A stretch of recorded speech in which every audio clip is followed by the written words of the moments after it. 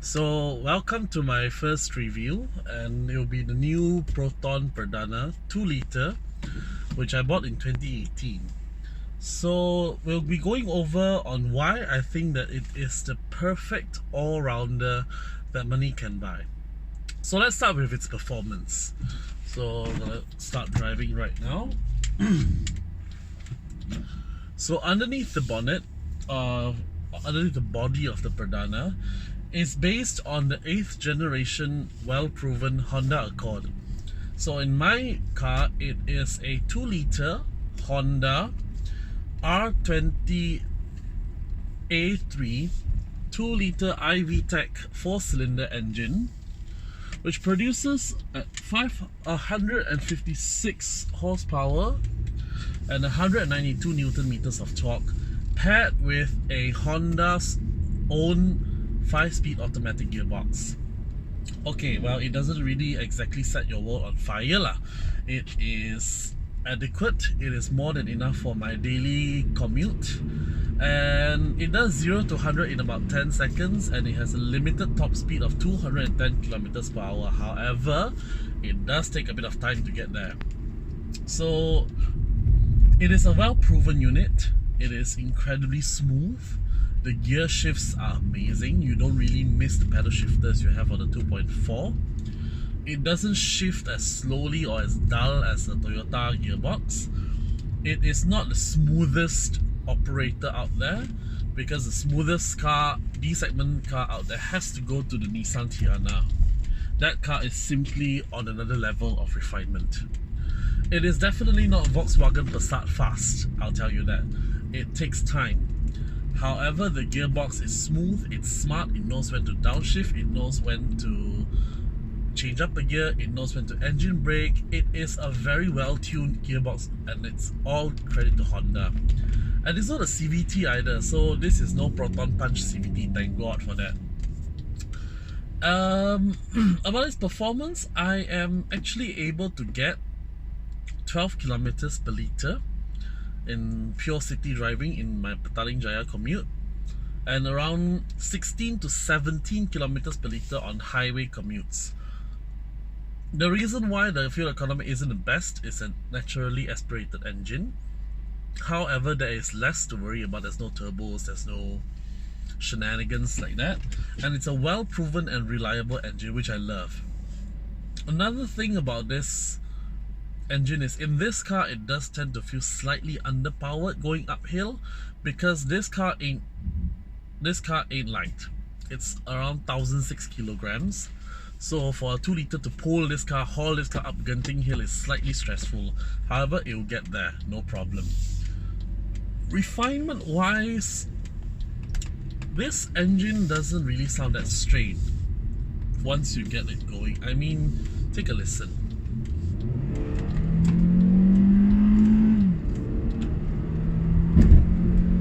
That's actually not bad. That is actually not bad for a heavy 1,006 kilogram family / luxury car. And you can thank Honda for it. The gear ratios are properly done up, the shifts are quick and they're smooth, and the engine pulls like really, revs really freely like a Honda engine should. The 2.4 Perdana feels slightly more sluggish in the city. However, get it up to the highway and it hauls ass, and you can't catch up with it whatsoever. This engine it's not the fastest in accelerating. However, it will maintain its speed quite well. I'm able to average at 160 quite easily in this car, with me and myself and some luggage in the back. So, ride handling. It is a Honda, so it should be alright. It's not the best in class, but for a Japanese car, it is one of the most dynamic. It's also the last ever Honda Accord to come with a double wishbone suspension, which, let's be honest, really makes a difference when you're cornering. It is heavy. It's not like a Mini Cooper per se.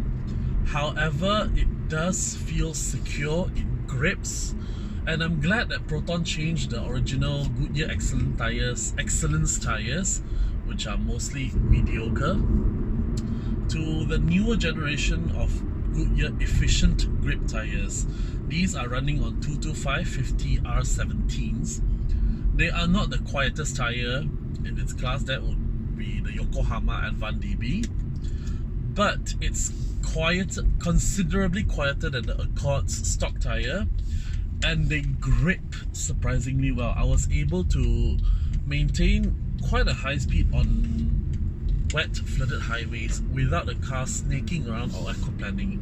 So good job to that, Proton.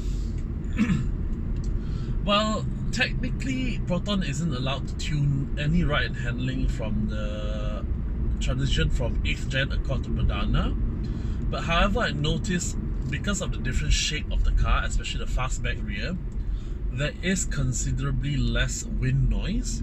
There is more if it's quieter at speed. And I don't know if you believe in aerodynamics, but it does make the car slip through the air better than the Accord sedan. Also, personally, I prefer the fastback shape. They engineered that area over there to be slightly taller than the Honda Accord. So even a person as big size as me can actually fit at the back without my hair touching the roof, which is impressive. Come to think of it, it's not as light or dynamic as Mazda 6. That one is the benchmark of all Japanese D-segmenters. It's definitely not sheer performance like the Volkswagen Passat, for example. However, it's a good enough car. It isn't in the bottom of the list and it isn't at the top. It's comfortably average. Well, when we talk about practicality, it is a larger car than the Accord. Proton extended the car further, and now it is touching 5 meters for the 2-litre car and over 5 meters for the 2.4-litre car. The additional length is because of the body kit. This car is actually longer than an E-Class or a 5 Series. So parking, which I'll be honest with you, is a bit of a pain in the ass. Thank God for the front and rear parking sensors and quite a good reverse camera and my parking skills. If not, it would be a nightmare to park. However, that extended length does give the car a different presence, let's say. It looks exclusive, it looks expensive, and it looks different. I've got a lot of people stopping by and glancing at the car, asking me how much I've got it for, what car is it, and they love the car's looks, especially in this gorgeous red metallic ruby red paint that I ordered it in. So that extended rear has a much larger boot than the Accord. It's deep, it's really wide, which I absolutely love for huge luggage. The interior room is seriously generous. I am 183 cm tall and 95 kilos. Yes, I need to hit the gym. I've got space to breathe. The dashboard is far, the headroom is excellent, leg room, shoulder room is excellent, and I've got space to breathe in the car. I personally do not like modern sporty cars that have tiny ass windows and very dark interiors because I have a case of claustrophobia. I once got into the back of the Toyota CHR and I got absolutely sick because of the lack of light that was going into the car. So this is a perfectly comfortable and refined interior. It's not the most quiet in its class, granted, but however it's not the most uncomfortable in its class either. It strikes a perfect balance between sportiness and also comfort. And lastly, the reason why I think that this is the perfect all-rounder car that money can buy is its price. It's 107,000 when I got it before SST, and I've never regretted anything about the car. It has been reliable. There was no quality qualms or issues, unlike Civic owners which I have actually met who has issues with their steering rack, their gearbox or turbo systems, and some build quality issues like the CRV. I haven't got that sort of issue in this car, which I'm really pleased about. And Proton Service Centres has come leaps and bounds compared to last time when Proton wasn't sold to Geely yet. And for the price, it's hard to find anything larger, better value, and let's be honest, gorgeous looking as something like the Perdana. Are there any negatives? Yes, there obviously are some negatives. It is based on the 8th generation Honda Accord, and because so many Malaysians do not read properly, do not read articles, I'll tell you why some of the features are missing. Proton wasn't allowed to add on any sort of features that the previous 8th generation Accord didn't have, which means there's no keyless, unfortunately, but I prefer a car without keyless anyway. There's also no electronic stability control or traction control, ESC, TRC, on 2-litre models, only on the 2.4, which I wish it had. I've also only got 4 airbags, not 6, and that goes to the 2.4 as well, which is a shame because the Iris and the Persona had 6 airbags. And there's also no xenon headlamps on 2-litre models. It's only halogen projectors. However, the headlamps are excellent, so I'm willing to forgive them for that.